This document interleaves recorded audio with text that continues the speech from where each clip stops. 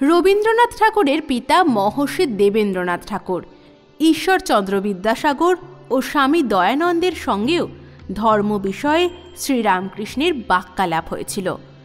তবে ব্রাহ্ম সমাজে তার মত ও ধর্মবিশ্বাস এর বিরোধিতাও অনেকে করেছিলেন। তার সমাধি অবস্থাকে তারা স্নায়ু দৌর্বল্য বলে উপহাস করেন। ব্রহ্মবান্ধব উপাধ্যায় তার অবতারত্বকে অস্বীকার করেছিলেন। তবে শ্রীরামকৃষ্ণের প্রভাব কলকাতার শিক্ষিত সমাজেই সীমাবদ্ধ ছিল না। তার জীবদ্দশাতে পণ্ডিত বিদ্বজন মহলের গণ্ডি টপকে তার ধর্মীয় চিন্তাধারণা ও উপদেশের প্রভাব বিস্তৃত হয়েছিল বাংলার বাউল ও কর্তাভজা সম্প্রদায়ের মধ্যে, এমনকি বাংলার বাইরেও। অবশ্য মৃত্যুর আগে রামকৃষ্ণ আন্দোলনের কাজ বিশেষ কিছুই হয়নি। ব্রাহ্ম সমাজ ও নবোদিত হিন্দু পুনর্জাগরণ আন্দোলনের মধ্যে যোগসূত্র হিসেবে বাংলার নবজাগরণে শ্রীরামকৃষ্ণের প্রভাব অবিস্মরণীয়। সেই যুগে শ্রীরামকৃষ্ণের পাশ্চাত্য গুণগ্রাহীদের অন্যতম ছিলেন স্কটিশ চার্চ কলেজের তদানীন্তন অধ্যক্ষ ডক্টর ডব্লিউ হেস্টি। ক্লাসে উইলিয়াম ওয়ার্ডসওয়ার্থ রচিত দ্য এক্সকারশন কবিতাটিতে ব্যবহৃত ট্রান্স শব্দটি বোঝাতে গিয়ে তিনি বলেছিলেন, শব্দটির প্রকৃত অর্থ খুঁজতে গেলে যেতে হবে দক্ষিণেশ্বরের শ্রীরামকৃষ্ণের কাছে। তার এই কথায় উদ্বুদ্ধ হয়ে বেশ কয়েকজন তরুণ দক্ষিণেশ্বরে যান, যাদের মধ্যে অন্যতম ছিলেন নরেন্দ্রনাথ দত্ত, যিনি পরে স্বামী বিবেকানন্দ নামে পরিচিত হন। 1879 থেকে 1885 সালের মধ্যবর্তী সময়ে নিজের প্রধান শিষ্যদের সঙ্গে রামকৃষ্ণ পরমহংসের সাক্ষাৎ হয়। এদের অনেকেই ছিলেন উচ্চশিক্ষিত, কেউ ছিলেন আবার একান্তই নাস্তিক। নিছক কৌতূহলের বশে তারা শ্রীরামকৃষ্ণকে দেখতে এসেছিলেন, কিন্তু শ্রীরামকৃষ্ণের উপদেশ এদের সকলের মধ্যেই গভীর প্রভাব বিস্তার করে এবং এরা সকলে তার অনুরাগী ভক্তে পরিণত হন। প্রবল যুক্তিবাদী সুরেন্দ্রনাথ মিত্র তাকে দেখতে গিয়েছিলেন তার কান মলে দেওয়ার জন্য, কিন্তু শেষ পর্যন্ত তিনি শ্রীরামকৃষ্ণের একনিষ্ঠ ভক্তে পরিণত হন। তার অনুকরণীয় ধর্মপ্রচারের ভঙ্গি অনেক সংশয়বাদী ব্যক্তির মনেও দৃঢ় প্রত্যয়ের উন্মেষ ঘটাতে সক্ষম হয়েছিল।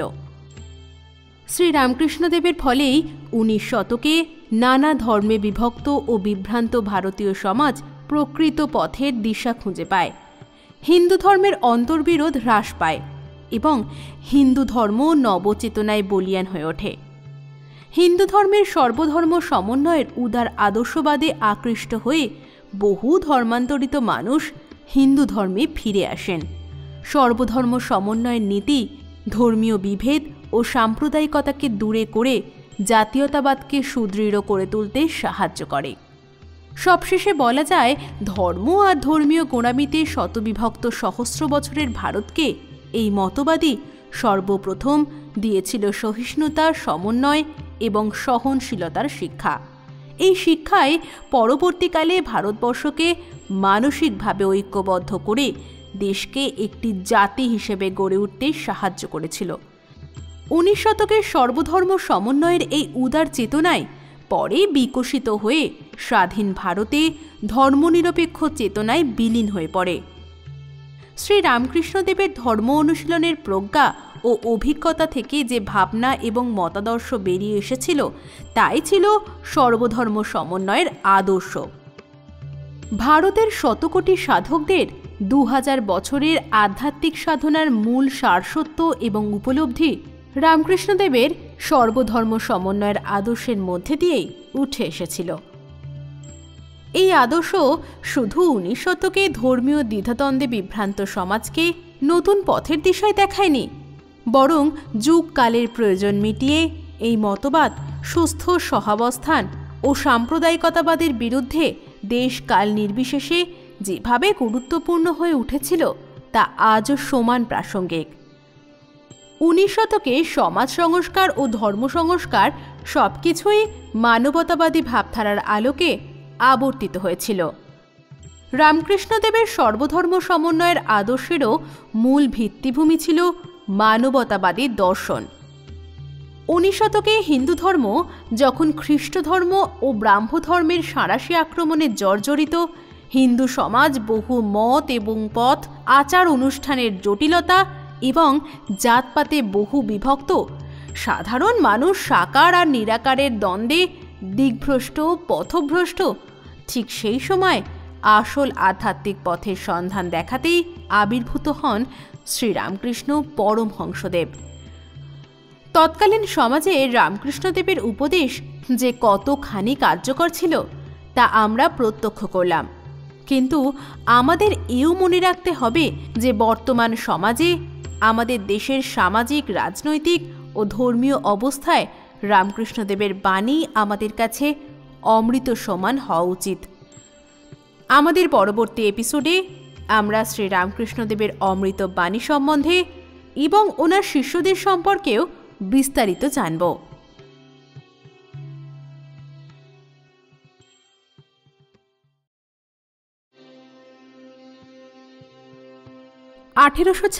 সালে দাদা রামকুমারের মৃত্যু ঘটলে গদাধর মন্দিরের প্রধান পুরোহিত হিসেবে নিযুক্ত হন। কিছুদিন পর এখান থেকেই তিনি তার সাধনা শুরু করেন এবং অল্প কিছুদিনের মধ্যেই একজন প্রখ্যাত কালী সাধক হয়ে ওঠেন। এই সময় তোতাপুরী নামে এক বৈদান্তিক সাধুর কাছে তিনি দীক্ষা নিয়েছিলেন। তোতাপুরী গদাধরের নামকরণ করেন শ্রীরামকৃষ্ণ পরমহংসদেব। পরবর্তীকালে এই নামেই তিনি জগৎ বিখ্যাত এবং প্রসিদ্ধ হন। রামকৃষ্ণদেব তার জীবনের প্রায় 12 বছর বিভিন্ন ধর্মমতে দীক্ষিত হন এবং সেই ধর্মগুলোকে অনুশীলন করেন।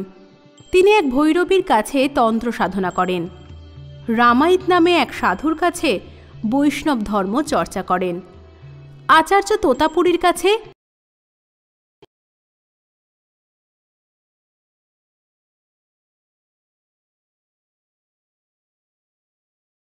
কুমারের মৃত্যু ঘটলে গদাধর মন্দিরের প্রধান পুরোহিত হিসেবে নিযুক্ত হন। কিছুদিন পর এখান থেকেই তিনি তার সাধনা শুরু করেন এবং অল্প কিছুদিনের মধ্যেই একজন প্রখ্যাত কালী সাধক হয়ে ওঠেন। এই সময় তোতাপুরী নামে এক বৈদান্তিক সাধুর কাছে তিনি দীক্ষা নিয়েছিলেন। তোতাপুরী গদাধরের নামকরণ করেন শ্রীরামকৃষ্ণ পরমহংসদেব। পরবর্তীকালে এই নামেই তিনি জগৎ বিখ্যাত এবং প্রসিদ্ধ হন। রামকৃষ্ণদেব তার জীবনের প্রায় 12 বছর বিভিন্ন ধর্মমতে দীক্ষিত হন এবং সেই ধর্মগুলোকে অনুশীলন করেন। তিনি এক ভৈরবীর কাছে তন্ত্র সাধনা করেন, রামায়িত নামে এক সাধুর কাছে বৈষ্ণব ধর্ম চর্চা করেন, আচার্য তোতাপুরীর কাছে বেদান্ত অনুশীলন করেন এবং ওয়াজেদ আলীর কাছে 1866 খ্রিস্টাব্দে ইসলাম ধর্মে দীক্ষিত হন এবং ইসলামের সাধনা শুরু করেন। 1873 খ্রিস্টাব্দের শেষ দিকে রামকৃষ্ণদেব খ্রিস্ট ধর্মের সাধনা শুরু করেন এবং শম্ভুচরণ মল্লিকের কাছে যীশুখ্রিস্টের জীবনী ও ধর্মমত সম্পর্কে শিক্ষা লাভ করেন। বৌদ্ধমতেও তিনি সাধনা করেন এবং বুদ্ধদেবকে তিনি ঈশ্বরের অবতার বলেই পুজো করতেন। এক কথায় হিন্দু ধর্ম এবং বিশ্বের প্রধান ধর্মগুলোর সবগুলোরই তিনি অনুশীলন করেন। ঠাকুর শ্রী রামকৃষ্ণ পরমহংসের জীবনী এবং তার মতবাদ সম্পর্কে আলোচনা করতে গিয়ে আমরা এ পর্যন্ত তার জন্ম বৃত্তান্ত, বাল্যকাল, বিবাহ এবং সমাজে তার প্রভাব সম্বন্ধে অনেক আলোচনা করেছি। আমাদের এই এপিসোডে আমরা ঠাকুর শ্রী রামকৃষ্ণের অমৃতবাণী সম্পর্কে আলোচনা করব। 19 শতকে দাঁড়িয়ে বাঙালি একজন সাধক যে সর্বধর্ম সমন্বয়ের কথা বা আদর্শ আমাদের সামনে স্থাপন করেছিলেন তা আজকের দিনে দাঁড়িয়েও যথেষ্ট সমাদরযোগ্য। রামকৃষ্ণদেব তার দীর্ঘ ধর্ম অনুশীলনের অভিজ্ঞতা থেকে কতগুলো মূল সত্যে উপনীত হন। সেগুলো যথাক্রমে সব ধর্মই সত্য। সব ধর্মমত অনুসরণ করেই মানুষ ঈশ্বরের সান্নিধ্য লাভ করতে পারেন। ঈশ্বর এক এবং অভিন্ন। ধর্ম এবং ধর্মমতগুলি সেই ঈশ্বরের কাছে পৌঁছনোর এক এক ধরনের মার্গ বা পথ, এছাড়া আর কিছুই নয়। তার ভাষায় যত মত তত পথ। কালী, খ্রিস্ট, আল্লাহ সবই এক। ঈশ্বর লাভের জন্য পাণ্ডিত্য, শাস্ত্রজ্ঞান, মন্ত্রতন্ত্র, আচার অনুষ্ঠান, কৃচ্ছ সাধন, সংসার ত্যাগ অপরিহার্য নয়। ঈশ্বর এই জগতের মধ্যেই বিরাজ করছেন। যত্র জীব তত্র শিব। একমাত্র জীব সেবার মধ্যে দিয়েই প্রকৃত শিব সেবা হয়ে থাকে। ঈশ্বরের নামে কর্মত্যাগ, কর্তব্য কর্মে অবহেলা ও সর্বপ্রকার পলায়নী মনোবৃত্তিকে তিনি নিন্দা করেন। তার মতে ঈশ্বর লাভের জন্য কর্মত্যাগের প্রয়োজন নেই, প্রয়োজন নিষ্কাম কর্মের। সর্বোপরি সত্য, সহিষ্ণুতা ও সমন্বয়ের মধ্যে দিয়েই ঈশ্বরের কাছে পৌঁছানো যায়। ভারতবর্ষ বা পৃথিবীর অন্যান্য সাধকদের মতো শ্রীরামকৃষ্ণদেব গুরুগম্ভীর কথা বলে তার শিষ্য বা ভক্তদের উপদেশ দিয়ে যাননি। তিনি একদম গ্রামীণ, সহজ সরল ভাষায় গল্পের আকারে তার সমস্ত উপদেশ বাণী ভক্তদের মধ্যে ছড়িয়ে দিয়ে যান এবং সেই কারণেই রামকৃষ্ণদেবের ভক্ত ও শিষ্যের সংখ্যা তথা কথিত নিচু শ্রেণী থেকে শুরু করে উচ্চ শিক্ষিত ভদ্রলোক শ্রেণীর মধ্যেও ছড়িয়ে পড়তে থাকে। কঠিন কঠিন শাস্ত্রের আলোচনা বা সংস্কৃত ভাষায় পাণ্ডিত্য জাহির করার জন্য কঠিন শব্দ ব্যবহার করে সাধারণ মানুষের জীবনকে তিনি পর্যুদস্ত করেননি, বরং সোজা সাপটা গ্রামীণ ভাষায় তাদের মধ্যে বর্ণনা করে গেছেন জীবনের অসাধারণ সব উপলব্ধি, যা আজও আমাদেরকে গভীরভাবে ভাবতে সাহায্য করে। শ্রীরামকৃষ্ণদেব বলে গেছেন, ঈশ্বরের ইচ্ছায় এই জগৎ সৃষ্টি হয়েছে। সৃষ্টির পর আদ্যাশক্তি জগতের ভেতরেই থাকেন। জগৎ প্রসব করেন, আবার জগতের মধ্যে থাকেন। বেদে আছে ঊর্ণনাভির কথা, মাকড়সা আর তার জাল। মাকড়সা ভেতর থেকে জাল বার করে আবার নিজে সেই জালের উপরেই থাকে। ঈশ্বর জগতের আধার এবং আধেয় দুই। ঈশ্বর নানাভাবে লীলা করছেন। তিনি মহাকালী, নিত্যকালী, শ্মশানকালী, আবার রক্ষাকালী, শ্যামাকালীও। মহাকালী, নিত্যকালীর কথা তন্ত্রে আছে। যখন সৃষ্টি হয়নি, চন্দ্র, সূর্য, গ্রহ, পৃথিবী ছিল না, নিবিড় আধার তখন। কেবল মা নিরাকার মহাকালী মহাকালের সঙ্গে বিরাজ করছিলেন। জগৎ যখন নাশ হয়, মহাপ্রলয় হয়, তখন মা সৃষ্টির বীজ সকল কুড়িয়ে রাখেন।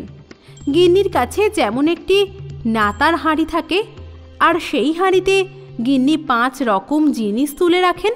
ভিতরে সমুদ্রের ফেনা, নীল বড়ি, ছোট ছোট পুটলি বাঁধা শশা বীজ, কুমড়ো বীজ এইসব রাখে, দরকার হলে বার করে।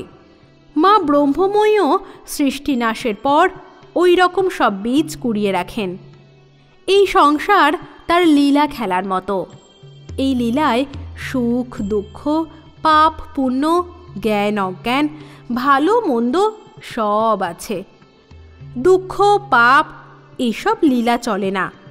তার ইচ্ছা যে তিনি এইসব নিয়ে খেলা করেন।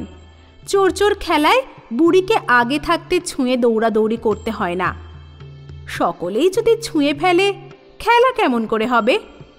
সকলেই ছুঁয়ে ফেললে বুড়ি অসন্তুষ্ট হন, খেলা চললে বুড়ির আহ্লাদ। অন্য এক জায়গায় শ্রীরামকৃষ্ণদেব আবার বলছেন, বন্ধন আর মুক্তি দুয়ের কর্তাই তিনি। তার মায়াতে সংসারী জীব কামিনী কাননে বদ্ধ, আবার তার দয়া হলেই মুক্ত। তিনি ভববন্ধনের বন্ধন হারিনি, তারিনি। তিনি মনকে আঁখি ঠেরে ইশারা করে বলে দিয়েছেন, যা এখন সংসার করকে যা। মনের কি দোষ? তিনি যদি আবার দয়া করে মনকে ফিরিয়ে দেন, তাহলে বিষয় বুদ্ধির হাত থেকে মুক্তি হয়। তখন আবার তার পাদপদ্মে মন হয়। সংসার আর মুক্তি দুই ঈশ্বরের ইচ্ছা। তিনিই সংসারে অজ্ঞান করে রেখেছেন, আবার তিনি ইচ্ছা করে যখন ডাকবেন তখন মুক্তি হবে। ছেলে খেলতে গেছে, খাবার সময় মা ডাকে। যখন তিনি মুক্তি দেবেন তখন তিনি সাধু সঙ্গ করিয়ে দেন, আবার তাকে পাওয়ার জন্য ব্যাকুলতা করে দেন। কর্ম গেলে কেরানির যেমন ব্যাকুলতা হয়, সে যেমন রোজ অফিসে অফিসে ঘোরে আর জিজ্ঞাসা করে, কোনো কর্মখালি আছে? ব্যাকুলতা হলেই ছটফট করে, কিসে ঈশ্বরকে পাব? পায়ের উপর পা দিয়ে বসে আছেন, পান চিবোচ্ছেন, কোনো ভাবনা নেই। এরূপ অবস্থা হলে ঈশ্বর লাভ হয় না। ঠাকুর শ্রী রামকৃষ্ণ বলছেন, যখন সব সাধন করা হয়, মাঝে মাঝে সবটা হাঁ করে ভয় দেখায়, তাই চাল ছোলা ভাজা রাখতে হয়, তার মুখে মাঝে মাঝে দিতে হয়। সবটা ঠান্ডা হলে তবে নিশ্চিন্ত মনে জপ করতে পারবে। তাই পরিবারদের ঠান্ডা রাখতে হয়, তাদের খাওয়া দাওয়ার জোগাড় করে দিতে হয়, তবেই সাধন ভজনের সুবিধা হয়। তার সংসারী ভক্তদের জন্য তিনি বলে গেছেন, সংসারে নষ্ট স্ত্রীর মতো থাকবে। নষ্ট স্ত্রী বাড়ির সব কাজ খুব মন দিয়ে করে, কিন্তু তার মন উপপতির ওপর রাত দিন পড়ে থাকে। সংসারের কাজ করো, কিন্তু মন সর্বদা ঈশ্বরের ওপর রাখবে।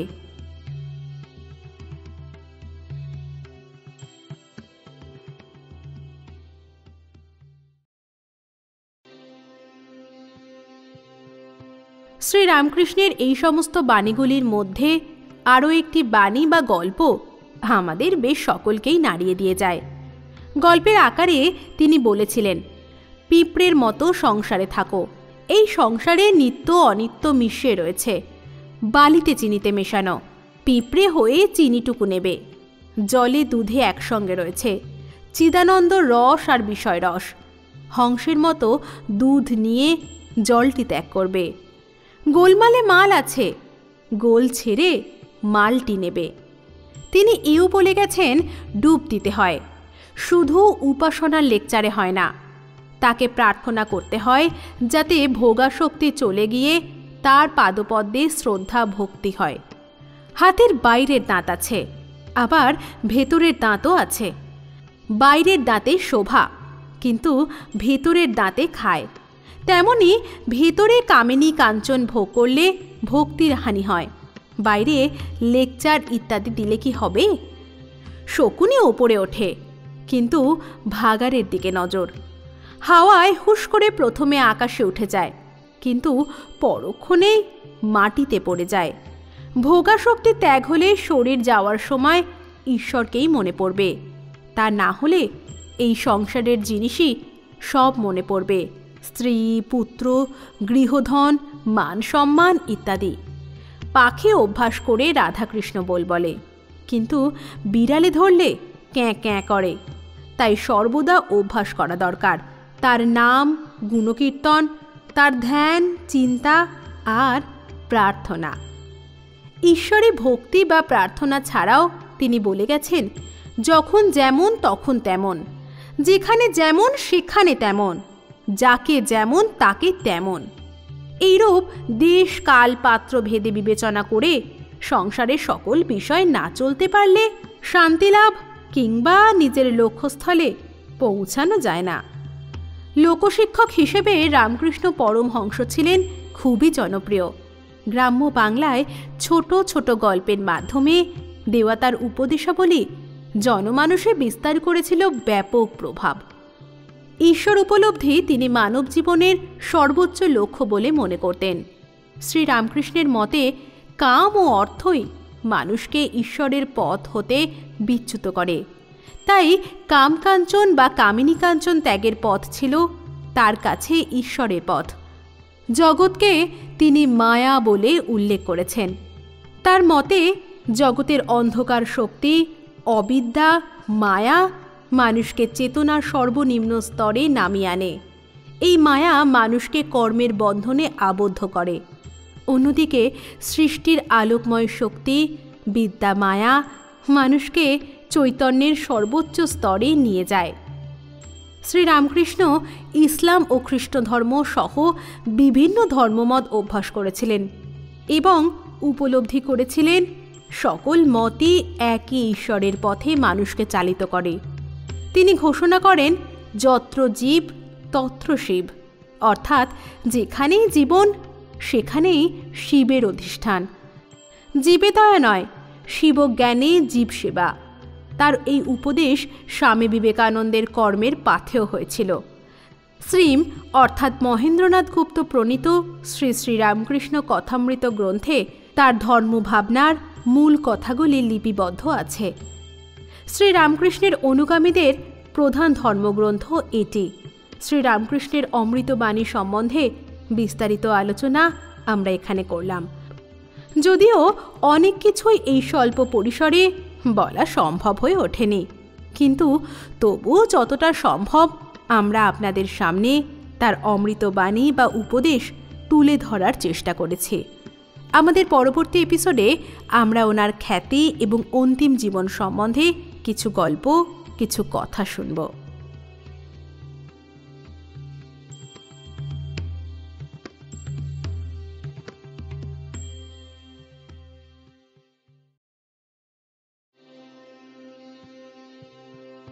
আমাদের বর্তমান এপিসোডগুলোতে আমরা ঠাকুর শ্রী রামকৃষ্ণদেবের জীবন বৃত্তান্ত সম্পর্কে বিস্তারিতভাবে আলোচনা করে যাচ্ছি। কালো আকাশের বুকে এক ঝাঁক সাদা বক দেখে যে ভাবতন্ময়তা বালক গদাধরকে আবিষ্ট করে দিয়েছিল, তা দক্ষিণেশ্বর কালী মন্দিরে গিয়েও থামেনি। দক্ষিণেশ্বর কালী মন্দিরে গদাধর থেকে শ্রীরামকৃষ্ণদেবে উন্নীত হওয়ার পরেও তিনি পাষাণ প্রতিমাকে মাতৃরূপে দেখতে থাকেন। আমরা শ্রীরামকৃষ্ণদেবের অনেক শিষ্য ও ভক্তদের কথা আমাদের এপিসোডগুলো জুড়ে জেনেছি, শুনেছি, কিন্তু তার সমস্ত শিষ্যদের মধ্যে একজনের কথা বিশেষভাবে উল্লেখ না করলে আমাদের এই অনুষ্ঠান অসমাপ্তই থেকে যাবে। আশা করি সবাই বুঝতেই পারছেন এখানে কার কথা বলার চেষ্টা করছি। আমাদের এই এপিসোডে আমরা শ্রীরামকৃষ্ণদেব ও তার পরম প্রিয় শিষ্য স্বামী বিবেকানন্দ সম্বন্ধে কিছু কথা আলোচনা করব। মন দিয়ে শুনতে থাকুন আমাদের এই এপিসোডটি। সঙ্গে আছি আমি সুপ্রীতি। শ্রীরামকৃষ্ণ বিবেকানন্দের মধ্যে গুরু শিষ্যের সম্পর্ক তো ছিলই, কিন্তু অন্যান্য শিষ্যের থেকে বিবেকানন্দ ছিলেন একটু বিশেষ অন্য ধরনের, যেটা ঠাকুর শ্রীরামকৃষ্ণ তার দিব্য দৃষ্টি দিয়ে দেখতে ও অনুভব করতে পেরেছিলেন। শ্রীরামকৃষ্ণের এক শিষ্য ছিলেন শ্রী সুরেন্দ্রনাথ মিত্র, যিনি উত্তর কলকাতার শিমুলিয়া স্ট্রিটে থাকতেন। 1884 সালের নভেম্বর মাসে সুরেন্দ্রনাথের বাড়িতে শ্রীরামকৃষ্ণ আসেন ও সেখানে এক সঙ্গীতানুষ্ঠানের আয়োজন করা হয়। ওই অনুষ্ঠানে সুরেন্দ্রনাথ তার প্রতিবেশী নরেন্দ্রনাথ দত্তকে আমন্ত্রণ করেছিলেন সঙ্গীত পরিবেশনের জন্য। নরেন্দ্রনাথ গেয়েছিলেন সেই বিখ্যাত গান মন চলো নিজ নিকেতনে। এই গান শুনে ঠাকুর শ্রীরামকৃষ্ণ সমাধিস্থ হন ও সম্ভবত তার দিব্য দৃষ্টি দিয়ে নরেন্দ্রনাথের অন্তর্নিহিত বোধ ও চেতনার শক্তি দেখে মোহিত হয়ে যান। এইভাবে এই দিনেই নরেন্দ্রনাথ দত্তের সঙ্গে শ্রীরামকৃষ্ণের প্রথম সাক্ষাৎ হয়। ভারতীয় হিন্দু সমাজ সংস্কারক এবং রামকৃষ্ণ মিশনের প্রতিষ্ঠাতা এই নরেন্দ্রনাথ দত্ত তথা স্বামী বিবেকানন্দ 1863 খ্রিস্টাব্দের 12 জানুয়ারি পশ্চিমবঙ্গে কলকাতার উপকণ্ঠে সিমলা অঞ্চলে জন্মগ্রহণ করেন নরেন্দ্রনাথ দত্ত। তার বাবা বিশ্বনাথ দত্ত ছিলেন কলকাতার একজন নামকরা উকিল। তিনি ছিলেন মুক্ত চিন্তার অধিকারী একজন দানশীল ব্যক্তি। যুক্তিবাদী পিতা নরেনকে বলতেন, বিনা প্রমাণে কিচ্ছু মানবে না, বিচার বিবেচনা না করে কিছুতেই বিশ্বাস করবে না। নরেন্দ্রনাথের মা ভুবনেশ্বরী দেবী বলেছিলেন, শিব ঠাকুরের দয়ায় ওকে পেয়েছে, তাই ওর নাম হবে বীরেশ্বর। কিন্তু ডাকবার সুবিধার জন্য বীরেশ্বর হয়ে গেল বিলে, আর স্কুলে ভর্তি করার সময় নাম দেয়া হলো নরেন্দ্রনাথ। পরবর্তীকালে নাম হলো বিবেকানন্দ। ছোটবেলায় বিলে ছিল ভারী দুরন্ত এবং নির্ভীক। ভয় বলে তার মনে কোনো কিছুই ছিল না।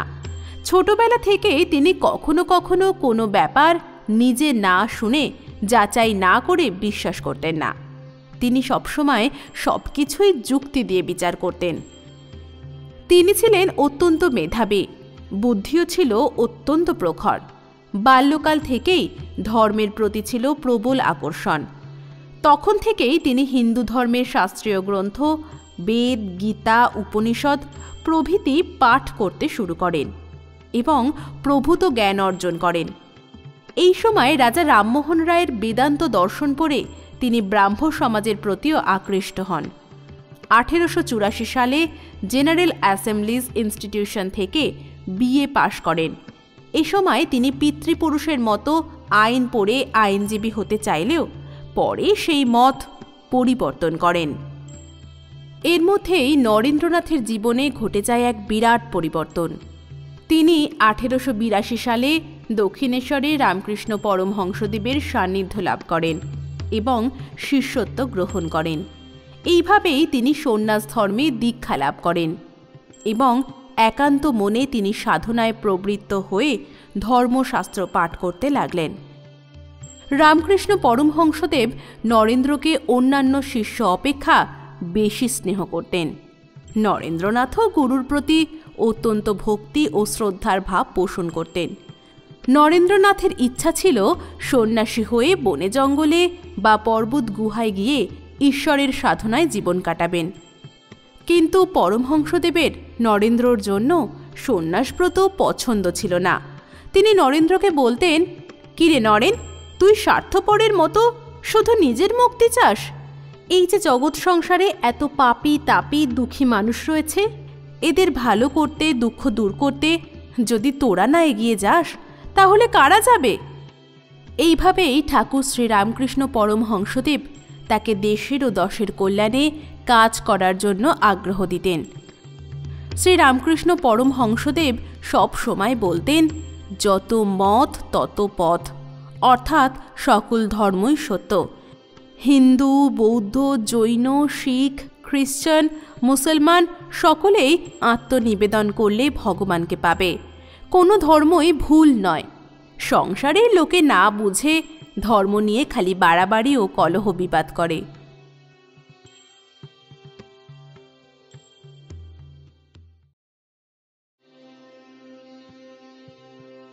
সমস্ত পৃথিবীর লোকে যাতে এটা বুঝে পরস্পরকে ভালোবাসেন, ঘৃণা না করেন, এই সত্যটি প্রচার করার ভার তিনি দিলেন নরেন্দ্রনাথ তথা স্বামী বিবেকানন্দের ওপর। 1885 খ্রিস্টাব্দের মধ্যভাগে পরমহংসদেব গুরুতর অসুস্থ হয়ে পড়লেন। তার মৃত্যু আসন্ন বুঝে শেষবারের মতো তিনি নরেন্দ্রকে বোঝালেন, সাধারণ সাধু সন্ন্যাসীর মতো একাকী সাধন ভোজন করার জন্য তিনি জন্মাননি। তাকে দেশের সাধারণ মানুষের, গরিব দুঃখীর উপকার করতে হবে। যে মানুষ ভগবানকে চায় তাকে প্রথমে ভগবানের সন্তান মানুষকে ভালোবাসতে হবে। এইভাবেই গুরু কৃপায় নরেন্দ্রনাথ দত্ত অর্থাৎ স্বামী বিবেকানন্দ পথের সন্ধান পেলেন। 1886 খ্রিস্টাব্দে শ্রীরামকৃষ্ণের দেহাবসান ঘটে। বিবেকানন্দ তার কিছু শিষ্যের সহায়তায় বরাহনগরে রামকৃষ্ণ মঠ স্থাপন করেন। এই সময় তিনি সন্ন্যাস ধর্মের সঙ্গে মানব ধর্ম গ্রহণ করেন এবং স্বামী বিবেকানন্দ নামে অভিহিত হন। এই সময় বিবেকানন্দ প্রত্যহ একবেলা আহারের সংস্থান করে কঠোর তপস্যায় নিমগ্ন হলেন। পরে চিন্তা করে দেখলেন, সমগ্র ভারতে হিন্দু ধর্মের পুনরুদ্ধার করতে চাইলে আগে বিরাট ভারতের বিভিন্ন স্থানে নিজেকে যেতে হবে। বিভিন্ন এলাকায় মানুষদের সম্বন্ধে সঠিক ধারণা নিতে হবে, তাদেরকে জানতে হবে। এই জন্য কোনো শিষ্য ছাড়াই স্বামী বিবেকানন্দ একদম একা সারা ভারত ভ্রমণে বের হলেন। 1888 সালের নভেম্বরে উত্তর পশ্চিম ভারতের কিছু অংশ ঘুরে এসে পুনরায় বছরের শেষ দিকে সমগ্র ভারতের বাকি অংশ ভ্রমণে রওনা হলেন। এই সময় তিনি পথের বিভিন্ন স্থানের রাজা মহারাজাদের বাড়িতে আতিথ্য গ্রহণ করে তার অগাধ পাণ্ডিত্য এবং সত্যনিষ্ঠায় তাদের অনেককে শিষ্য বানিয়ে ফেলেন। যিনি সবসময় চাইতেন আপামর গরিব জনসাধারণের অশিক্ষা, কুশিক্ষা, দারিদ্র্য দূরীকরণ। এই জন্য তিনি তার শিষ্য রাজা মহারাজাদের সাহায্য চাইতেন। তারাও তার শিষ্য হিসেবে নিজেদের ধন্য মনে করে দেশবাসীর মঙ্গলার্থে অংশগ্রহণ করতেন। 1893 সালের 11 সেপ্টেম্বর আমেরিকার শিকাগো শহরে বিশ্বের বিভিন্ন ধর্মের একটা সম্মেলনে স্বামীজি যোগ দেন।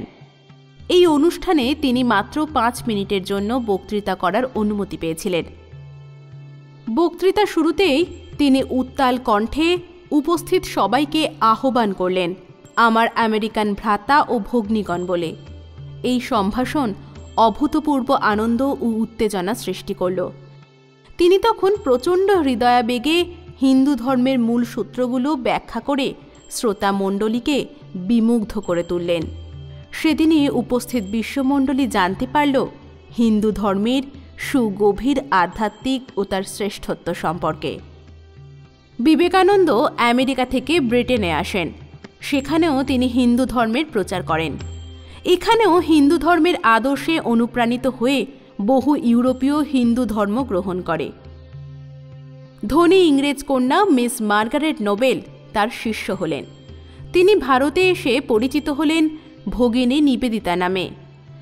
জার্মান চিন্তাবিদ ও অধ্যাপক ম্যাক্স মুলারের সঙ্গে তার এখানেই দীর্ঘ আলোচনা হয়। স্বামীজির প্রেরণায় ম্যাক্স মুলার শ্রীরামকৃষ্ণের বাণী ও জীবনী নিয়ে পরবর্তীকালে গ্রন্থ রচনা করেন। এক বিদেশি পত্রিকার প্রতিনিধিকে বিবেকানন্দ বলেছিলেন ঠাকুর শ্রীরামকৃষ্ণের বাণী তিনি প্রচার করতে এসেছেন। ঠাকুর তার সমস্ত জীবন ব্যয় করেছিলেন গোঁড়ামির জন্য, মানুষের মধ্যে যে ভেদাভেদ সৃষ্টি হয়েছে তা দূর করার জন্য। 1897 খ্রিস্টাব্দে বিবেকানন্দ প্রতিষ্ঠা করেন মানব সেবা ও আদর্শ প্রচারের প্রতিষ্ঠান রামকৃষ্ণ মিশন। মিশনের কর্মকাণ্ড মঠের কর্মকে ছাড়িয়ে মানব সেবা ও শিক্ষা প্রসারেই এগিয়ে যায়। এইভাবেই রামকৃষ্ণ মিশন তথা স্বামী বিবেকানন্দ নিজেকে সমাজ সেবায় ব্রতী করেন। শ্রী রামকৃষ্ণের সান্নিধ্যে এসে নরেন্দ্রনাথ দত্ত তথা বিবেকানন্দ দেখিয়ে গেলেন মানব সেবার এক মুক্ত পথের সন্ধান। কর্মের মধ্যে দিয়ে ভগবানকে লাভ করাই ছিল তার আদর্শ। আমাদের এই এপিসোড জুড়ে আমরা শুনলাম কিভাবে রামকৃষ্ণ পরমহংসদেব তার অন্যতম প্রিয় শিষ্য বিবেকানন্দকে উদ্বুদ্ধ করেছিলেন মানব সেবার কাজে আত্মনিয়োজিত করতে। বর্তমান দিনেও রামকৃষ্ণ মিশনের মানব সেবামূলক বিভিন্ন কাজের নিদর্শন আমরা বিভিন্ন ক্ষেত্রে বিভিন্ন সময়ই পেয়ে থাকি। আর আমাদের মনে রাখতে হবে যে এই সমস্ত কর্মকাণ্ডের পেছনে রয়েছেন স্বয়ং শ্রী রামকৃষ্ণদেব এবং তার যোগ্য উত্তরসূরি স্বামী বিবেকানন্দ।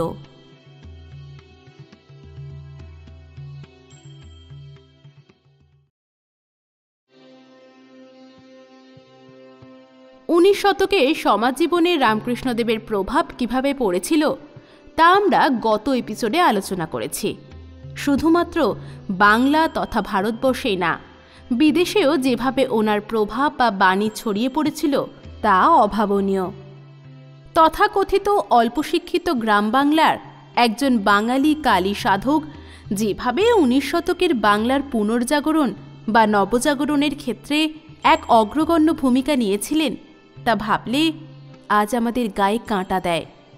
আসলে ঠাকুর শ্রীরামকৃষ্ণ কখনোই কোনো ধর্ম বা কোনো একটি বিশেষ ধর্মকে প্রাধান্য দেননি, বরং তিনি সব সময় সর্বধর্ম সমন্বয়ের কথা বলে এসেছেন, যা আমাদের ভারতবর্ষের ঐতিহাসিক এবং ভৌগোলিক দৃষ্টিভঙ্গি থেকেও যথেষ্ট গুরুত্বপূর্ণ।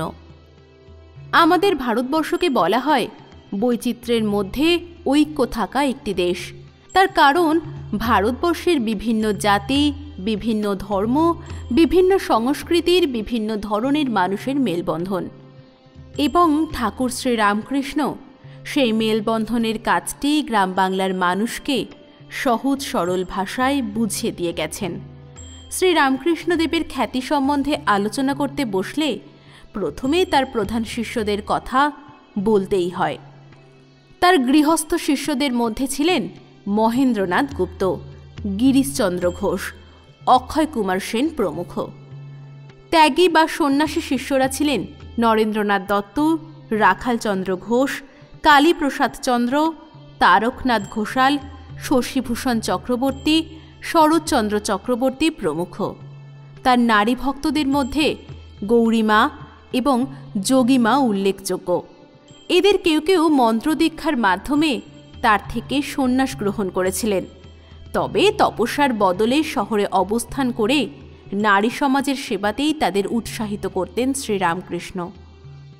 তার খ্যাতি ছড়িয়ে পড়ার সঙ্গে সঙ্গে সকল জাতি, ধর্ম ও বর্ণের মানুষ শ্রীরামকৃষ্ণের কাছে আসতে শুরু করেন। কি মহারাজা, কি ভিখারি, কি পত্রিকার লোক, কি পণ্ডিত, কি শিল্পী, কি ভক্ত, কি খ্রিস্টান, কি মুসলমান, সকল মতের, সকল পেশার আবাল বৃদ্ধ বনিতা সবাই এসে হাজির হতেন শ্রীরামকৃষ্ণদেবের কাছে। ঠাকুর শ্রীরামকৃষ্ণদেবের জীবনীকারদের বর্ণনা অনুযায়ী তিনি ছিলেন খুবই মিশুকে ও তুখোড় আলাপচারী। ঘণ্টার পর ঘণ্টা এক নাগাড়ে বলে যেতে পারতেন নিজের আধ্যাত্ম অভিজ্ঞতার কথা, নানা গল্প। খুব সাধারণ দৃষ্টান্তের মাধ্যমে ব্যাখ্যা করে তুলতেন বেদান্তের দুর্বোধ্য তথ্য। রসিকতা, গান বা অন্যদের নকল করার মাধ্যমে আমোদ প্রমোদেও পিছপা হতেন না। মন্ত্রমুগ্ধের মতো সকল শ্রোতাকে টেনে রাখতেন তাঁর কাছে। তার কিছু সন্ন্যাসী শিষ্য থাকলেও তিনি সকলকে গৃহত্যাগ করে সন্ন্যাসী হতে বলতেন না। আবার ত্যাগী শিষ্যদের সন্ন্যাস জীবনের জন্য প্রস্তুত করার মানুষে তাদের জাতি নির্বিশেষে দাঁড়ে দাঁড়ে ঘুরে ভিক্ষা করার নির্দেশ দিতেন। এদের তিনি সন্ন্যাসী জীবনের প্রতীক গৈরিক বস্ত্র ও মন্ত্রদীক্ষাও দান করেছিলেন। আমরা আগেই শুনেছি 1875 সালে প্রভাবশালী ব্রাহ্ম নেতা কেশবচন্দ্র সেনের সঙ্গে শ্রীরামকৃষ্ণের সাক্ষাৎ হয় এবং তিনি রামকৃষ্ণের প্রতি আকৃষ্ট হন। ঠাকুর শ্রীরামকৃষ্ণের সর্বধর্ম সমন্বয়, ঈশ্বরে মাতৃভাব আরোপ এবং ব্রাহ্ম ও বহু দেববাদের সম্মেলনের আদর্শে নববিধান প্রতিষ্ঠা করেন কেশবচন্দ্র সেন। নববিধানের পত্রপত্রিকায় কেশব বেশ কয়েক বছর শ্রীরামকৃষ্ণের উপদেশাবলী প্রচার করেছিলেন, যার ফলে বাঙালি ভদ্রলোক শ্রেণী অর্থাৎ ইংরেজি শিক্ষিত মধ্যবিত্ত সম্প্রদায় ও ভারতে বসবাসকারী ইউরোপীয়গণ তার প্রতি আকৃষ্ট হন। ঠাকুর শ্রীরামকৃষ্ণের আর এক ভক্ত প্রতাপচন্দ্র মজুমদার প্রথম ইংরেজিতে শ্রীরামকৃষ্ণের জীবনী লেখেন। 1979 সালে থেইস্টিক কোয়ার্টারলি রিভিউ পত্রিকায় দ্য হিন্দু সেন্ট নামে প্রকাশিত সেই জীবনী জার্মান ভারতবিদ ম্যাক্স মুলার প্রমুখ পাশ্চাত্য পণ্ডিতের দৃষ্টি শ্রীরামকৃষ্ণের প্রতি আকৃষ্ট করে।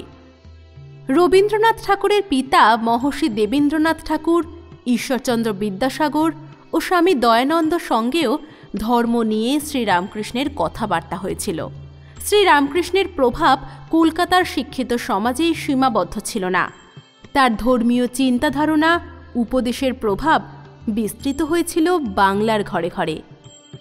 আগের একটি এপিসোডে আমরা শুনেছিলাম সেই যুগে শ্রীরামকৃষ্ণের পাশ্চাত্য গুণগ্রাহীদের অন্যতম ছিলেন স্কটিশ চার্চ কলেজের তদানীন্তন অধ্যক্ষ ডক্টর ডব্লিউ হেস্টি। ক্লাসে তিনি উইলিয়াম ওয়ার্ডসওয়ার্থের এক্সকারশন কবিতাটিতে ব্যবহৃত ট্রান্স শব্দটি বোঝাতে গিয়ে বলতেন, শব্দটির প্রকৃত অর্থ খুঁজতে গেলে যেতে হবে দক্ষিণেশ্বরের রামকৃষ্ণের কাছে। তার এই কথায় উদ্বুদ্ধ হয়ে বেশ কয়েকজন তরুণ দক্ষিণেশ্বরে যান, যাদের মধ্যে অন্যতম ছিলেন নরেন্দ্রনাথ দত্ত, যিনি পরে স্বামী বিবেকানন্দ নামে পরিচিত হন। ঠাকুর শ্রীরামকৃষ্ণের জন্মবৃত্তান্ত, বাল্যকাল, বিবাহ, দক্ষিণেশ্বর কালী মন্দিরের সঙ্গে তার সম্পর্ক, তার সাধনার বিভিন্ন পর্যায়, তার খ্যাতি, তার প্রভাব, এই সম্বন্ধে অনেক কিছু আলোচনা করলাম। আমাদের আলোচনার মধ্যে এসে পড়েছিল তার ভক্ত ও শিষ্যদের কথাও। বন্ধুরা, আমরা আগামী এপিসোডে শ্রীরামকৃষ্ণদেবের অন্তিম জীবন সম্বন্ধে কিছু কথা শুনে নেব।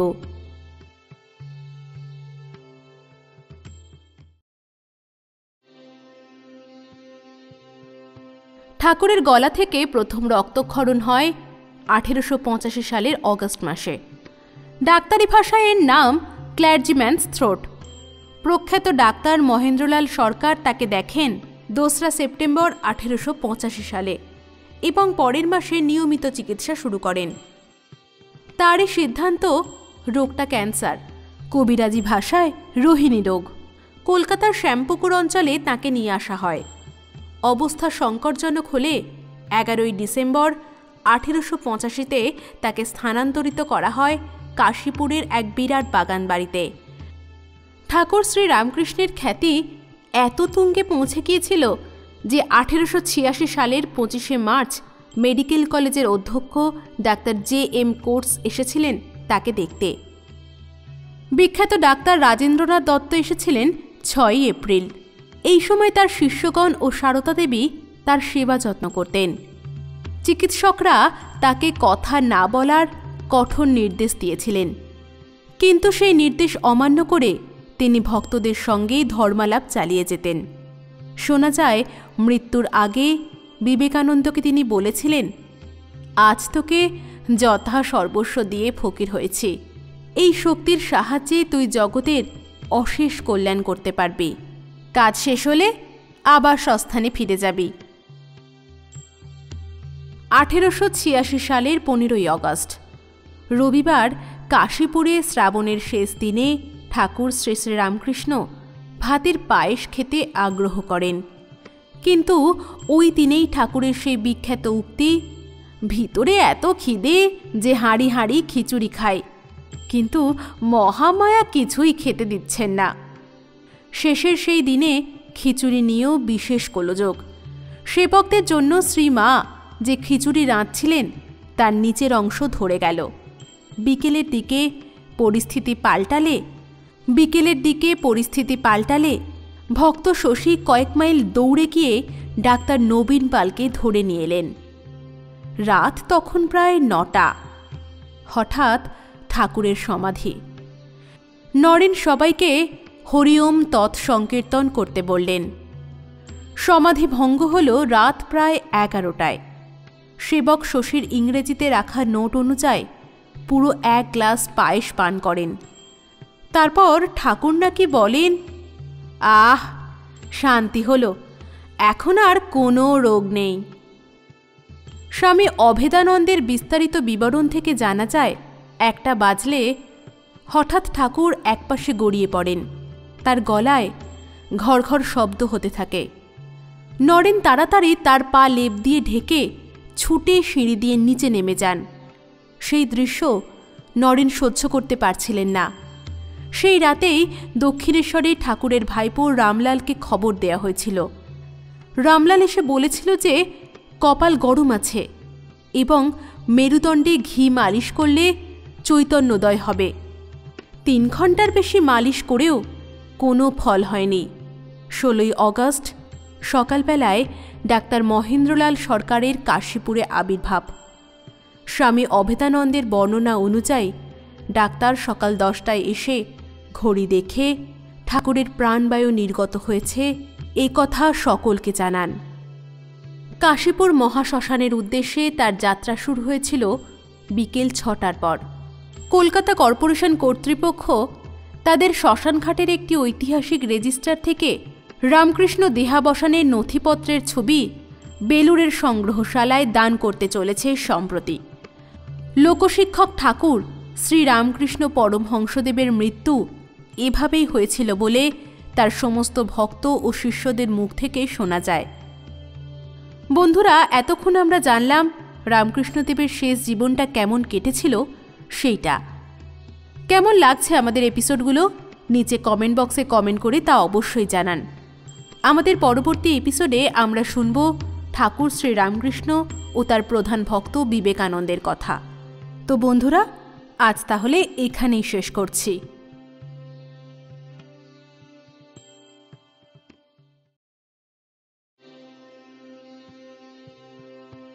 আমরা জানি পরমহংসদেব কামারপুকুর গ্রামে জন্মগ্রহণ করেছিলেন এবং মৃত্যুবরণ করেছিলেন কলকাতার কাশীপুর উদ্যানবাটিতে। কিন্তু যিনি ঈশ্বর তার কি জন্ম আছে নাকি মৃত্যু? যিনি ঈশ্বর তিনি জন্মরহিত, তিনি অবিনশ্বর, তিনি অব্যক্ত নির্বিশেষ নির্বিকার। ঈশ্বর যখন সাকার রূপ ধারণ করে আসেন এবং ব্যক্ত স্বরূপে লীলাবেশ ধারণ করেন তখন তিনি অবতার রূপে গণ্য হন। রামরূপে তিনি 12 আনা এবং কৃষ্ণরূপে তিনি 16 আনা অবতার। ঠাকুর শ্রী রামকৃষ্ণদেব কি এমনই একজন নরদেহী? তাহলে প্রশ্ন উঠবে, অবতার কাকে বলে? আমাদের এই এপিসোড জুড়ে আমরা আলোচনা করব ঠাকুর পরমহংস শ্রীরামকৃষ্ণদেবকে সত্যি অবতার বলা যেতে পারে কিনা। বহু লোকের বহু মতামত এক্ষেত্রে আমাদের সামনে এসে পড়বে। অনেকেই ওনাকে স্বয়ং ঈশ্বর বা ঈশ্বরের অবতার রূপে ভেবে থাকেন, আবার অনেকেই ওনার এই ঈশ্বরবাদ বা ওনার এই অবতার রূপকে অস্বীকার করার চেষ্টা করেন। কিন্তু একটা কথা তো আমাদের মেনে নিতেই হবে যে ঈশ্বরের মতোই ঠাকুর শ্রীরামকৃষ্ণদেব সর্বদা মানুষের ভালো কিসে হয় সে কথাই চিন্তা করেছেন এবং সেই সব কাজই করেছেন। তিনি অবতার কি অবতার নন এই ব্যাপারে অনেক মতামত থাকতেই পারে, কিন্তু তাই বলে ওনার কর্মকাণ্ড কোনো অংশেই খাটো হয়ে যায় না, বরং অনেক বেশি গৌরবান্বিত হয়। ওনাকে অবতার বলা যায় কি যায় না সে ব্যাপারে এই সমস্ত বিতর্ক বা উস্কানিমূলক আলোচনাকে আমরা ওনার কথাতেই বলতে পারি যে যত মত তত পথ। গীতার জ্ঞানযোগের ৬ষ্ঠ শ্লোকে আছে, অজহপি সন্ন্যব্যায়াত্মা ভূত নামীশ্বরহপি সন প্রকৃতিং সমধিষ্ঠায় সম্ভবামায়াত্মমায়া। অর্থাৎ আমি জন্মরহিত, আমার চিন্ময় দেহ যদিও অব্যয়, যদিও আমি সর্বভূতের ঈশ্বর, তবুও আদি চিন্ময় রূপে আমার অন্তরঙ্গ শক্তিকে আশ্রয় করি এবং যুগে যুগে আবির্ভূত হই। ঈশ্বরের এই আবির্ভূত সত্তাই হলেন অবতার। তিনি কর্মহীন, অর্থাৎ কর্মফলের জন্য তাকে ধরাধামে আসতে হয়েছে তা না। তিনি কৃপা করতেই আসেন, মানব কল্যাণের জন্যই আসেন এবং মানুষের দেহ ও মন নিয়ে জন্মগ্রহণ করেন। কোনো মায়াডোর তাকে বেঁধে রাখতে পারে না, তাই তিনি মায়াধিপতি। পুণ্যত্বা সাধক আর অবতার অভিন্ন পদ নয়। এখন শ্রীরামকৃষ্ণ কেন অবতার? কারণ তার মধ্যে ত্যাগের অপরিসীম শক্তি তীব্র প্রখরতায় বিচ্ছুরিত হয়েছিল। তার মধ্যে মৃত্যুতুল্য সমাধিস্থ থাকার অসামান্য ক্ষমতা ছিল। ছিল স্পর্শ দ্বারা অন্যকে আধ্যাত্মিক উপলব্ধিতে জারিত ও সঞ্জীবিত করার অলৌকিক ক্ষমতা। সতত দেবত্বের উপলব্ধি ছিল।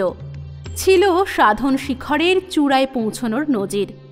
যুগের বিশেষ প্রয়োজনে তার মর্তে আসা। একজন কেতাবী বিদ্যাবুদ্ধিরহিত গ্রাম্য যুবক কি করে লাভ করেছিলেন শাস্ত্রবিচারের অনন্য জ্ঞান ভাণ্ডার? কি করে অনন্ত অমৃত লোকের চাবিকাঠি তার দুই কাঁধে রাখা বিবেক ও বৈরাগ্যের ঝোলায় ঝুলিয়ে রাখতেন? ভৈরবী ব্রাহ্মণে দক্ষিণেশ্বরের ভরা নাটমঞ্চে প্রথিতযশা পণ্ডিতদের মাঝখানে যেদিন নানান প্রমাণসহ তার অবতারত্ব ব্যাখ্যা করেছিলেন, সেদিনও কি সমকাল বুঝেছিল তার সংজ্ঞাস্বরূপ বৈশিষ্ট্য? অর্থহীনভাবে বুঝলেন তখনই, যেদিন তিনি নিজে আত্মপ্রকাশ করে অভয় দান করলেন, যেদিন অহৈতুকী কৃপাসিন্ধু হয়ে পতিত পাবন রূপে নিজেকে শীতের এক বিকেলে অনাবৃত করলেন। ভক্তরা আরও দেখতে চান অবতারের রূপমাধুরী। মনে হয় অঙ্গবাস সব দিয়া খুলি, নয়ন ভরিয়া দেখি রূপের পুতুলি। সেটা 1886 সালের 1 জানুয়ারি, কলকাতার কাশীপুর উদ্যানবাটি, যেদিন তিনি অন্তরঙ্গ পার্ষদ ও ভক্তমণ্ডলীর কাছে নানাভাবে আত্মপ্রকাশ করলেন। কল্পতরু লীলা বর্ণনা নানান গ্রন্থে সন্নিবেশিত রয়েছে, যেমন স্বামী শারদানন্দ রচিত লীলা প্রসঙ্গে, কবি অক্ষয় কুমার সেন রচিত শ্রীরামকৃষ্ণ পুঁথিতে, শ্রীম কথিত শ্রীরামকৃষ্ণ কথামৃতে, স্বামী অভেদানন্দ রচিত আমার জীবন কথা গ্রন্থের কিছু অংশ পড়ে শোনাচ্ছি। শ্রীরামকৃষ্ণ তখন গলায় দুরারোগ্য কর্কট রোগে আক্রান্ত। সেদিন অফিস ছুটির দিন। বিকেলে বাগান বাড়িতে এসেছেন গিরিশ ঘোষ সহ গৃহস্থ ভক্তরা। শ্রীরামকৃষ্ণ এদিন কিছুটা সুস্থ অনুভব করে দোতলা থেকে নিচে নেমে বাগানে হাঁটছেন। এরই মধ্যে গিরিশ ঘোষের সঙ্গে কথা হলো। ঐশী সংলাপে ঠাকুর বাহ্য জ্ঞানশূন্য হলেন। ভাবাবিষ্ট হয়ে দাঁড়িয়ে রইলেন তিনি। সংজ্ঞালাপ করে সবাইকে আশীর্বাদ দিলেন, তোমাদের চৈতন্য হোক। সকলকে স্পর্শ করলেন, তাদের আধ্যাত্ম চোখ খুলে দিলেন। সকলের সকল প্রার্থনা পূরণ করলেন। ভাই ভূপতি সমাধি প্রার্থনা করেছিল, তাকে শ্রী শ্রী ঠাকুর কৃপা করে বললেন, তোর সমাধি হবে। উপেন্দ্রনাথ মুখোপাধ্যায় অত্যন্ত গরিব অবস্থায় অর্থাভাবে কষ্ট পাচ্ছিলেন বলে অর্থ প্রার্থনা করেছিল। শ্রী শ্রী ঠাকুর তাকে কৃপা করে বললেন, তোর অর্থ হবে। রামলাল দাদা, বৈকুণ্ঠ সান্যাল প্রভৃতি গৃহস্থ ভক্তগণ তাদের যা যা প্রার্থনা ছিল তা তিনি আশ্বাস দিয়ে পূর্ণ হবে বলে কৃপা করলেন। এখন হিন্দু সমাজের কাছে কল্পতরু উৎসব কেন তাৎপর্যপূর্ণ? কারণ এটি খ্রিস্টীয় ক্যালেন্ডারের প্রথম দিন। বড়দিন থেকে শুরু হওয়া উইন্টার ফেস্টিভ্যালের এক গুরুত্বপূর্ণ দিন, বর্ষবরণের দিন।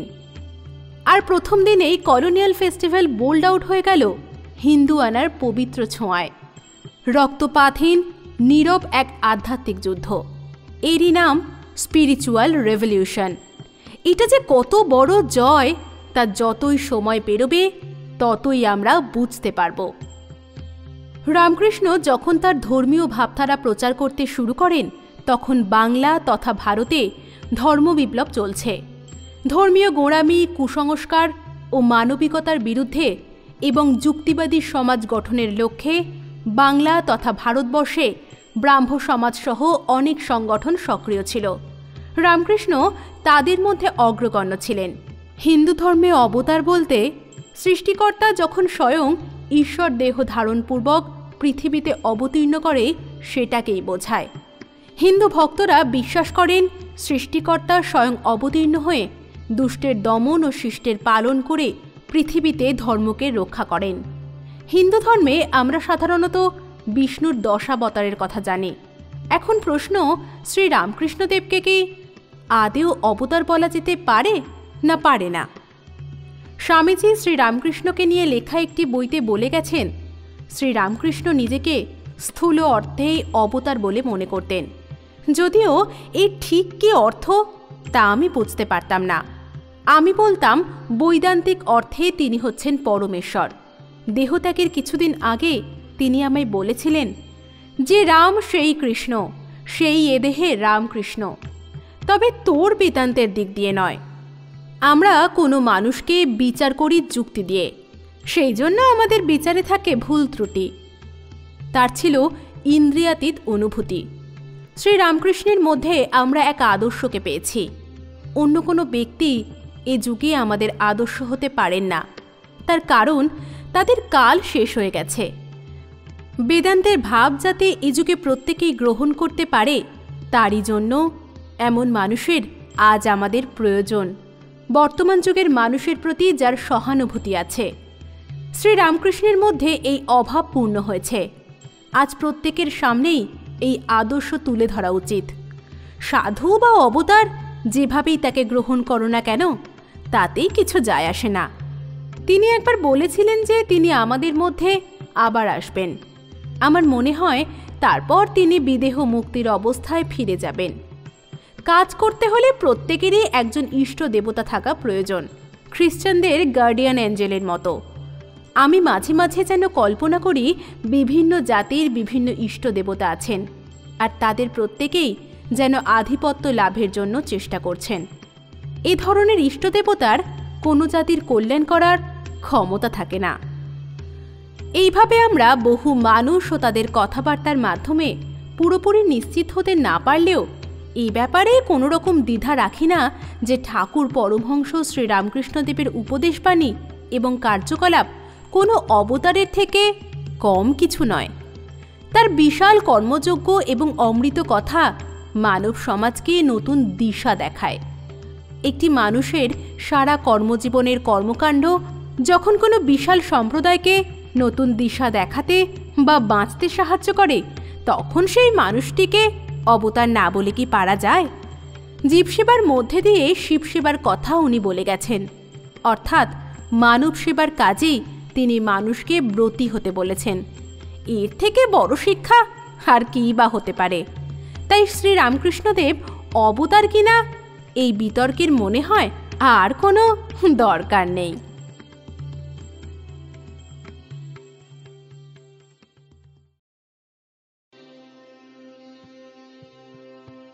রামকৃষ্ণ পরমহংসের ব্যক্তিত্ব, ধর্মীয় অভিজ্ঞতা ও তার সাধনা, বিশেষত তন্ত্র ও মধুর ভাবসাধনা বিশিষ্ট দার্শনিক তথা বিদ্বচন কর্তৃক পর্যালোচিত হয়েছে। শ্রীরামকৃষ্ণের সমাধি, যা চিকিৎসা শাস্ত্রের লক্ষণ অনুসারে মৃত্যুবৎ, তাও বিভিন্ন মনস্তাত্ত্বিক ও গবেষকের আলোচনার বিষয়বস্তু হয়েছে। তার ব্যক্তিত্ব ও ধর্মমত, যার রামকৃষ্ণ মিশনের সামাজিক ও ধর্মীয় আন্দোলনের মূল ভিত্তি, তার পর্যালোচনা করেছেন লিও স্লাইডারম্যান, ওয়াল্টার জি নিভাল, সাইরাস আর প্যাঙ্গবর্ন, অমিয় পি সেন। রামকৃষ্ণ মিশন আয়োজিত রামকৃষ্ণ পরমহংসের জন্মশতবর্ষ অনুষ্ঠানে রবীন্দ্রনাথ ঠাকুর ছিলেন প্রধান অতিথি।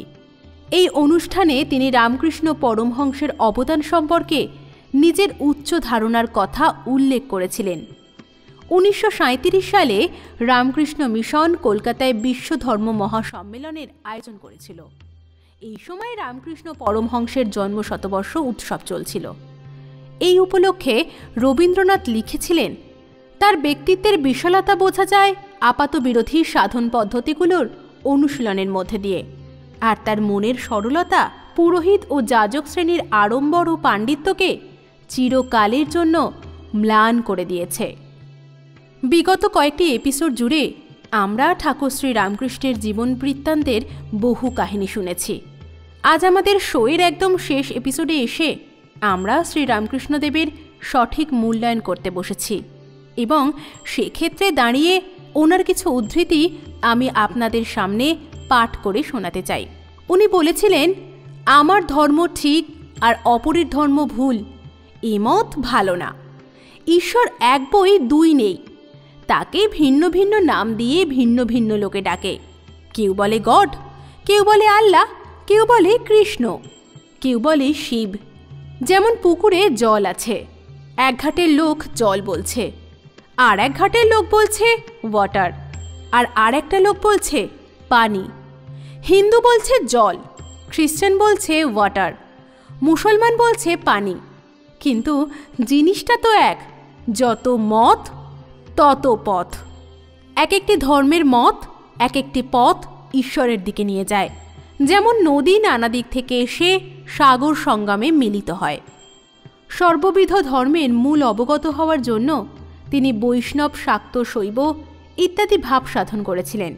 1273 সালে তিনি সুফি গোবিন্দ রায়ের নিকট মুসলমান ধর্মে দীক্ষিত হয়ে আল্লাহ মন্ত্র জপ করতেন। তিনি যীশুখ্রিস্টের ভাবও সাধন করেছিলেন। রামকৃষ্ণ বিভিন্ন ধর্মমতের পার্থক্যগুলোকে চিহ্নিত করতে পেরেছিলেন। তিনি উপলব্ধি করেছিলেন, এই পার্থক্য সত্ত্বেও সকল ধর্মমত একটি চূড়ান্ত লক্ষ্যপথের সন্ধান দেয়। সেই কারণে তার মতে সকল ধর্মমতই গ্রহণযোগ্য ও সত্য। অমিয় পি সেন লিখেছেন যে রামকৃষ্ণদেবের শিক্ষাগুলির ভিত্তি ভক্তি ও ঈশ্বরে বিশ্বাস। সেই কারণে এই শিক্ষাগুলিকে বিশ্বজনীন মনে হয়, এগুলোকে সংকীর্ণ মতবিশ্বাস মনে হয় না। বিশিষ্ট ব্রিটিশ ইতিহাসবিদ আর্নল্ড টয়েনবি লিখেছেন, মহাত্মা গান্ধীর অহিংসার আদর্শ ও শ্রী রামকৃষ্ণের ধর্ম সমন্বয়বাদ, এখানে আমরা সেই মনোভাব ও উৎসাহের সন্ধান পাই যা মানবজাতির একক পরিবারে ও এক আণবিক যুগে একত্রে বাস সম্ভব করেছে। এটি আমাদের নিজেদের ধ্বংস করার একমাত্র বিকল্প। রামকৃষ্ণ প্রথাগতভাবে একজন দার্শনিক হিসেবে শিক্ষালাভ করেননি, তবে জটিল দার্শনিক ধারণাগুলো সম্পর্কে তার একটি সহজাত বোধ ছিল। তিনি মনে করতেন এই বিশ্ব হল জ্ঞানের সর্বোচ্চ মহাসমুদ্র থেকে উচ্চারিত বুদ্বুদ মাত্র। 19 শতকে হিন্দু ধর্মের আচার সর্বস্বতা ও কুসংস্কারের বিরুদ্ধে তিনি সরল ঈশ্বর বিশ্বাস ও ভক্তিযোগের শিক্ষা দেন। ইসলাম ও খ্রিস্ট ধর্ম আধুনিক যুগের গোড়ার দিকে হিন্দু ধর্মের প্রতিদ্বন্দ্বী হয়ে দাঁড়িয়েছিল। এই দুই ধর্মের আগ্রাসনের বিরুদ্ধেও তিনি হিন্দু ধর্মকে রক্ষা করেন। অদ্বৈত বেদান্ত দর্শনের সর্বোচ্চ গ্রহণযোগ্যতা স্বীকার করেও তিনি বলেছিলেন, নিত্যকে ছেড়ে লীলা, লীলাকে ছেড়ে নিত্য ভাবা যায় না। তার মতে ঈশ্বর উপলব্ধি বা ঈশ্বর লাভই মানব জীবনের পরম লক্ষ্য। তিনি নিজে বিভিন্ন ধর্মমত অনুশীলন করেছিলেন এবং এই সিদ্ধান্তে উপনীত হয়েছিলেন যে বিভিন্ন ধর্মমত হল ঈশ্বর লাভের ভিন্ন ভিন্ন পথ মাত্র। তিনি মনে করতেন প্রত্যেকটি ধর্মমত সর্বোচ্চ সত্যের সামগ্রিক দিকটির পরিবর্তে শুধুমাত্র তার অংশবিশেষই প্রকাশ করতে পারে। তো বন্ধুরা, আজকের এপিসোড এখানেই শেষ করছি। পরের এপিসোড নিয়ে আবার খুব তাড়াতাড়ি চলে আসছি।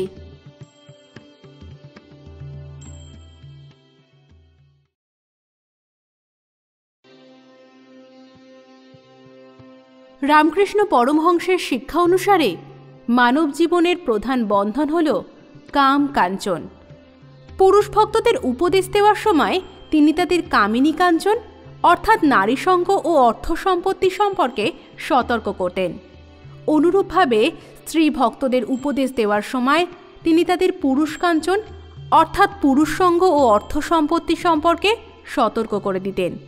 তিনি অর্থ সম্পদ ও ইন্দ্রিয় সম্ভোগের থেকে সতর্ক করতেন। ভোগ সর্বস্ব জীবনের থেকে নিরত থাকতে বলতেন। কিন্তু তিনি নারী বিদ্বেষী ছিলেন না। তিনি যেমন তপস্বীকে নারীর মোহ থেকে সতর্ক করতেন, তেমনি ধর্মপ্রাণা নারীদের পুরুষ সঙ্গ থেকে দূরে থাকতে বলতেন। ঠাকুরের সমগ্র জীবন এই সাক্ষ্য দেয় যে নারীর প্রতি তার সামান্যতম বিদ্বেষ ছিল না, বরং তিনি তাদের প্রতি গভীর সহানুভূতিশীল ও প্রগাঢ় শ্রদ্ধাশীল ছিলেন।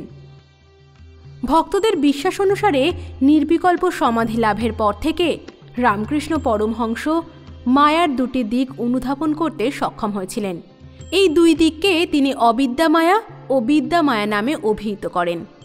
তার মতে অবিদ্যা মায়া হল বিশ্বের অন্ধকার শক্তি, যেমন অশুভ চিন্তা, লোভ, কামনা, বাসনা ও নির্দয়তা। অবিদ্যা মায়া মানুষকে চৈতন্যের নিম্নভূমিতে নামিয়ে রাখে।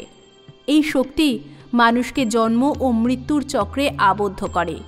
মানুষের উচিত এই শক্তির বিরুদ্ধে নিয়ত সংগ্রাম করে এগুলিকে জয় করা।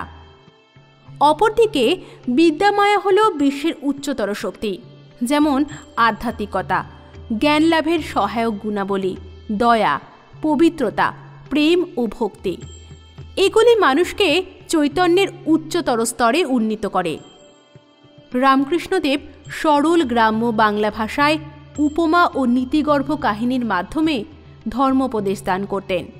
তার প্রধান শিক্ষা ছিল ঈশ্বর লাভই মানব জীবনের পরম উদ্দেশ্য, কাম কাঞ্চন ত্যাগ, সর্বধর্ম সমন্বয় ও শিবজ্ঞানে জীব সেবা। রামকৃষ্ণ পরমহংসের শিক্ষার মূল উপজীব্য ছিল একেশ্বরবাদ এবং সকল ধর্মমতের সত্যতা উপলব্ধি ও সমন্বয়।